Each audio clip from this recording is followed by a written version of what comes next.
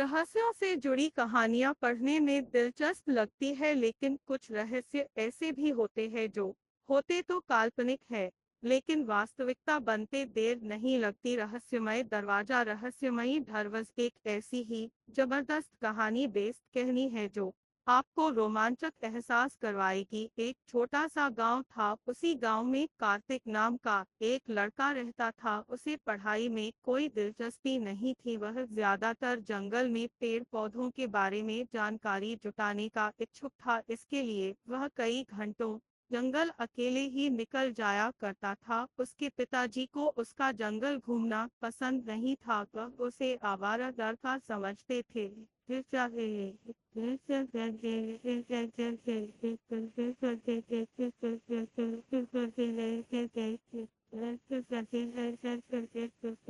लेकिन उसे कहीं नौकरी नहीं मिलती, इसलिए वह उसे मजबूरी में अपनी ही किराने की दुकान में काम करने को कहते हैं। कार्तिक को दुकान में काम करने में कोई रुचि नहीं थी, लेकिन अपने पिताजी का दिल रखने के लिए उन्हीं के साथ दुकान में बैठने लगता है। कार्तिक को पतंग उड़ाने में मजा आता था, इसलिए वह खाली समय में अपने घर के पीछे पहाड़ी मैदान में पतंग उड़ाया करता था। कार्तिक की जिंदगी का कोई लक्ष्य नहीं था, इसलिए वह अपने काम में लापरवाही करता रहता था। कार्तिक के पिताजी जानते थे कि किराने की दुकान का काम कार्तिक के बस की बात नहीं, लेकिन उन्हें लग रहा था कि शायद वह काम सीख जाएगा। एक दिन कार्तिक दुकान में बैठा होता है। उसी समय एक ग्राहक आकर कार्तिक से छुट्टे पैसे मांगता है और कार्तिक बिना नोट चेक किए उसे खुला पैसे दे देता है और उसका नकली नोट अपने पास रख लेता है। और जब कार्तिक के पिताजी दुकान पर आते हैं तो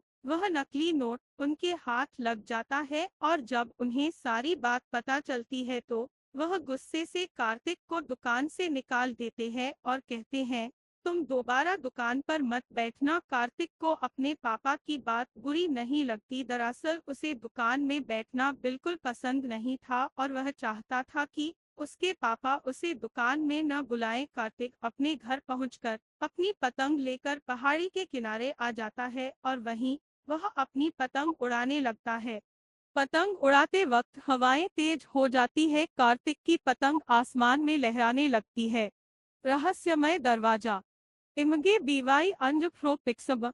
कार्तिक जल्दी से अपनी पतंग नीचे उतारने की कोशिश करता है और उसी कोशिश में पतंग का धागा टूट जाता है। पतंग जाकर एक पेड़ में फंस जाती है। कार्तिक भी पतंग के पीछे पीछे भागने लगता है और पहाड़ी के किनारे उसी पेड़ के नीचे जाकर खड़ा हो जाता है जहां वह पतंग लटक रही थी। कार्तिक पत्थर मारकर पतंग निकालने की कोशिश करने लगता है। अचानक कार्तिक की नजर पेड़ के पीछे बने एक दरवाजे पर पड़ती है, जिसे देखकर वह चौंक जाता है। कार्तिक धीरे धीरे दरवाजे के करीब पहुंचता है। उसे ताज्जुब होता है कि इस वीरान जगह पर पहाड़ के अंदर दरवाजा कैसे हो सकता है। दरवाजा रहस्यमयी दरवाज लग रहा था। कार्तिक हिम्मत करके दरवाजे को खोल देता है। दरवाजा खुलते ही कार्तिक की आंखें फटी की फटी रह जाती हैं, क्योंकि सामने एक स्वर्ग से भी सुंदर रहस्यमयी दुनिया नजर आ रही होती है। कार्तिक धीरे धीरे दरवाजे के अंदर बनी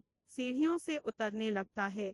जैसे ही कार्तिक रहस्यमयी दुनिया की जमीन में कदम रखता है, वह अचानक हवा में उड़ने लगता है। बड़ी मुश्किल से वह आसमान में अपने आप को संतुलित कर लेता है। कार्तिक चारों तरफ नजर घुमाकर देखता है।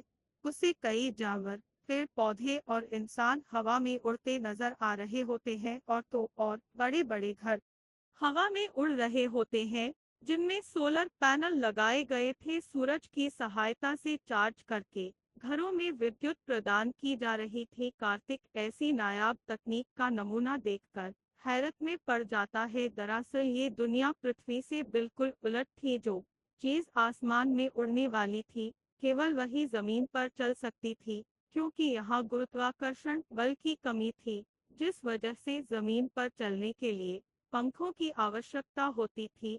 इसलिए केवल पक्षी और उड़ने वाले कीड़े मकोड़े ही जमीन पर चल सकते थे। कार्तिक को यह नजारा अद्भुत लग रहा था। कार्तिक को इस रहस्यमयी दुनिया के लोग अचंभे की तरह देख रहे थे। तभी कुछ लोग आकर कार्तिक से उसके बारे में पूछते हैं। कार्तिक बड़ी मुश्किल से अपने आप को हवा में संतुलित कर पा रहा था। उसने इतना अद्भुत नजारा देखा था कि उसके मुंह से शब्द नहीं निकल रहे थे। कुछ देर तक बिना बोले ही कार्तिक हवा में उड़ता रहता था।